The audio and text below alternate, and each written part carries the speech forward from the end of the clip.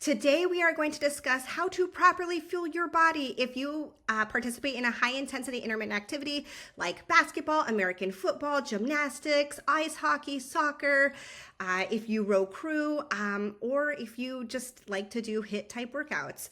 So basically, first and foremost, it's important that you communicate with your gastroenterologist and you let them know that you are competing in high intensity intermittent activity. When I was diagnosed, I was a competitive cyclist and my body wasn't performing the way that I needed it to.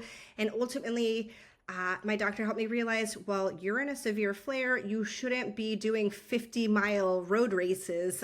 That is not helping you. It's actually keeping you sick. So I had to accept the fact that I needed to rest. It didn't mean I had to rest forever. As soon as I was in remission, I was able to get back at competing, even though ultimately I had to realize that competing wasn't the best thing for my body. But just because it's not the best thing for my body doesn't mean it's not the best thing for your body, because we're all different. There are professional athletes that do have inflammatory bowel disease. So please know that we are all different. And just because I turned into like a recreational cyclist doesn't mean that you have to turn into a recreational type athlete if you are highly competitive and your body can handle it. So let's get on to it. What is most important for us is, especially for high intensity intermittent activities, is the consumption of carbohydrates. Carbohydrates give our body the ability to do work, both cognitive work and physical work. So cognitive work for us is thinking, concentration, comprehending like the plays that our coaches tell us to do. If you're a football player or a soccer player, an ice hockey player, it helps with concentration and really just doing what your coach tells you, remembering what your coach tells you to do for plays, things like that. It also gives our body the ability to do physical work, which is actually the movement that you do. So if you're an ice hockey player, it is sprinting down the ice. If you're a football player, it is, sprinting down the field. If you're a gymnast, it is that burst of energy that you do, because again, high intensity intermittent activities is short, quick bursts of energy.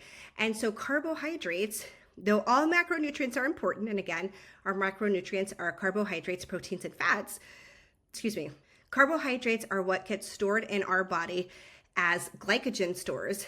So we eat them, our body converts it, and then it gets stored into what is known as glycogen stores.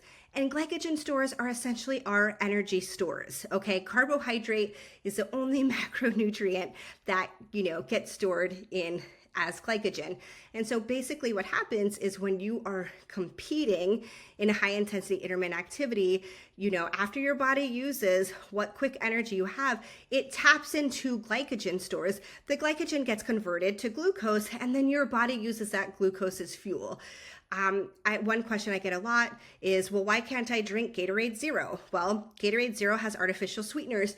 Artificial sweeteners do not give your body energy. And also with IBD, we just really need to watch artificial sweeteners. I will go into more data on this later. I will do a separate episode about that, but it may exacerbate our disease. Again, we're all different, so it really is person dependent.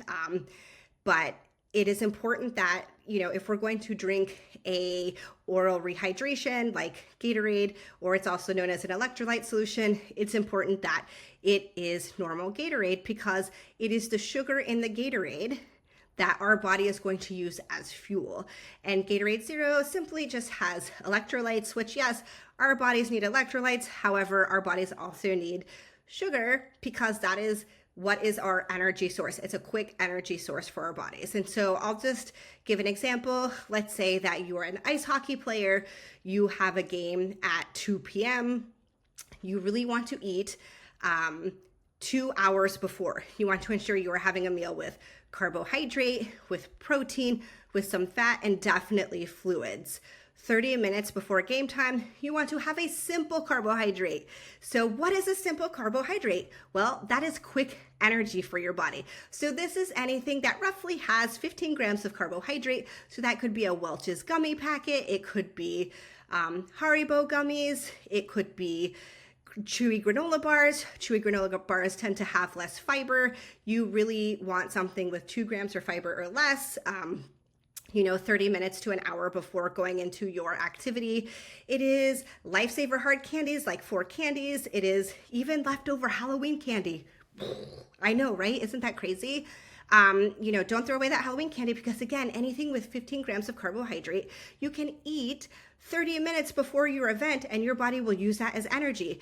After that is used up during your event, your body will then tap into your glycogen stores to release glucose. And if you don't have enough carbohydrate stores, your body will try and find anything to convert to glucose, and oftentimes it goes into your muscle and starts breaking down muscle to release that as glucose, and you don't want that. As an athlete, you absolutely don't want your body to break down your muscle, especially us as IBD patients. We need all the help we can get. We need all the muscles we can get. And so how to know what carbohydrate works for you is highly dependent on you, because we tend to be sensitive to some things. Some IBD patients can eat anything and not have any problems, but other IBD patients, me included, have to be very careful on the types of foods that we consume. And the best way to know this is to keep a food journal. And I know that doesn't sound sexy, that doesn't sound exciting, but it works the best. And so what can you do? Literally write down everything that you put in your mouth, both food and beverage, literally everything, even supplements, like literally everything that you put in your mouth. Write it down and, keep a journal. Do you get bloated? Do you get abdominal cramping? Do you see blood in your stool the next day? Things like that, because many times foods that you don't think may be exacerbating your system or may be bloating you may be the culprit. And the only way to really see which foods those are is to keep a food journal. Food sensitivity tests are BS. I'm just going to say that right away. Please do not waste your money on food sensitivity tests. They are not evidence-based. They are not proven.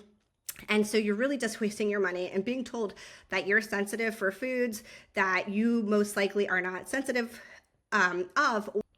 So if you've had a food sensitivity test, don't base your diet off of that. Really start a food journal and see what you can and can't consume. It will really tell you after you have a good week or two's worth of data. I really prefer 2 to 4 weeks to really see. You'll start noticing trends and be like, oh, I never thought that banana would make me bloated. Or if you're like me, you'll eat a banana and you'll say, oh my gosh, yeah, it's definitely the banana. And you know right away because within 30 minutes to an hour, you're super bloated. But this leads me to the two different types of carbohydrates. There are complex carbohydrates and simple carbohydrates. 2 hours before you're competing, you want to eat a complex carbohydrate if you can. What does this look like? It's like whole grain bread. It's really your whole grains. And 30 minutes before activity, it's your simple carbohydrates. And for recovery, you really want to eat within 30 to 45 minutes after completing your activity. This is what's known as the glycogen replenishment window. So what you want to consume is carbohydrate, protein, and fluids. Yes, we've all heard of protein for muscle recovery, and protein's great. However, protein plus carbohydrate is the dream team. And this is why. When you have protein and carbohydrate together, the carbohydrate helps that protein get into the muscles that need repair. And it also goes to restoring your glycogen stores. And so really carbohydrate plus protein plus fluids. And so how I like to have people remember is, 2, 30, 30 to 45. 2 hours before event, have protein plus carbohydrate plus fat plus fluids. 30 minutes before high intensity intermittent activity, it's a simple carbohydrate like gummy bears.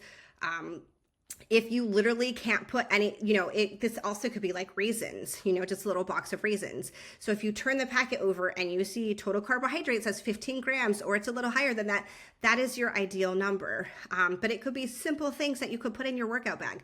Like I said, Welch's gummy bears or Haribo gummy bears. It could be applesauce packets, chewy granola bars. And if all else fails and you haven't eaten anything, grab Gatorade. We'd rather you have a sip of Gatorade than no Gatorade, because again, the Gatorade, as long as it is normal Gatorade, contains sugar, which is a simple carbohydrate. You can drink that, and that should give you energy. But at the end of the day, what is most important is your overall dietary pattern, knowing what foods work for you, what foods don't. And the way to know that is to keep a food journal. You want to make sure that your glycogen stores are full, and that happens by eating enough carbohydrate. For normal non-IBD patients, the recommended amount of overall dietary pattern of carbohydrate is, for especially for high intensity intermittent activity athletes, is about 65%. Because we have IBD, we are very individualized. And if you want personalized nutrition advice, seeing a registered dietitian that is certified in inflammatory bowel disease. I prefer registered dietitians who only see IBD patients. I have seen registered dietitians who say that they see patients with IBD and IBS and diabetes and et cetera, et cetera, et cetera. And to me, that's not good enough. You really need somebody who reads the scientific literature on IBD and nutrition all the time and is really, really specialized in that. That is what I am doing. So I will be an IBD specific registered dietitian once I graduate and take my test from my graduate school program. Especially if you're an elite athlete, that may help you. But remember, no two diets are the same, just like no two IBD disease symptoms are the same. We are all different. We are all our own people. What works for one person won't necessarily work for you. So don't think that something's wrong with you. If somebody says, oh, I thrive on eating fruits and vegetables and I can eat whatever I want, and you can only consume like certain foods, see a registered dietitian, again, IBD specific, who can help you sort through the noise and help you figure out what works best for you. So again, if you're a high intensity intermittent activity athlete, 1, definitely tell your doctor you are competing in these sports. 2, keep a food journal to see what carbohydrates you can handle and what works well for your body. And 3, concentrate on your overall dietary pattern. If you feel that you can only consume certain things or you don't know where to start, trying to see an IBD specific registered dietitian is your best bet. Not a holistic health coach, not a naturopath, not a functional medicine doctor. These people are not specialized in nutrition and IBD. Even if they tell you they are, this simply is not true. So please reach out to me if you have any questions.